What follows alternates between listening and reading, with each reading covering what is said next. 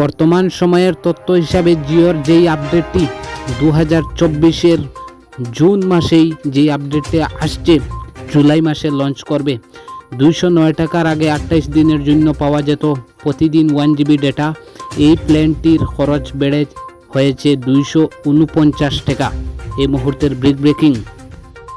আর 239 টাকা যেই রিচার্জটি, 239 টাকা প্রতিদিন 1.5 জিবি ডেটা পাওয়া যেত 28 দিনের জন্য। এই প্ল্যানের খরচ বেড়ে হয়েছে 299 টাকা। এই মুহূর্তের ব্রেকিং। অনেকেই তথ্যটি গ্রাফটি এখনো পর্যন্ত জানে না কতটাই বাড়ছে, কিন্তু বাড়ছে জানছে, কিন্তু কতটা পর্যন্ত বাড়ছে। 299 টাকার প্রতিদিন 2 জিবি ডেটা পাওয়া যেত। প্ল্যানের মেয়াদ 28 দিন। এই প্ল্যানের বর্তমান দাম হচ্ছে গিয়ে 349 টাকা। বর্তমান দাম হচ্ছে 349 টাকা। আমি গ্রাফটি লাগিয়ে দিচ্ছি আপনাদের সামনে। 349 টাকা প্রতিদিন 2.5 জিবি ডেটা পাওয়া যেত যেই প্ল্যানে। বর্তমান হচ্ছে গিয়ে রিচার্জের দাম 399 টাকা, অর্থাৎ 400 টাকা।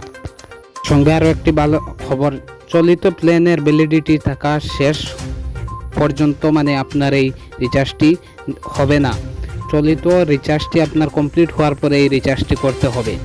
এখানে লেখা আছে চলিত প্ল্যানের ভ্যালিডিটি থাকা শেষ না হওয়া পর্যন্ত না হয় কোনো সাল চলনি।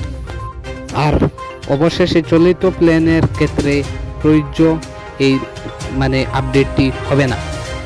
তো ভিডিওটি আপনারা শেয়ার করে রাখেন, অনেকে যদি না জানে থাকে আজকের এই ভিডিও থেকে জানতে। জিওর সঙ্গে সঙ্গে এয়ারটেলও কিছু আপডেট নিয়ে আসছে। জিও স্টেপ বাই স্টেপ শুধুমাত্র আপডেটই আনতে থাকছে। প্রতিটি বছর আপডেট জিও এনে যায়।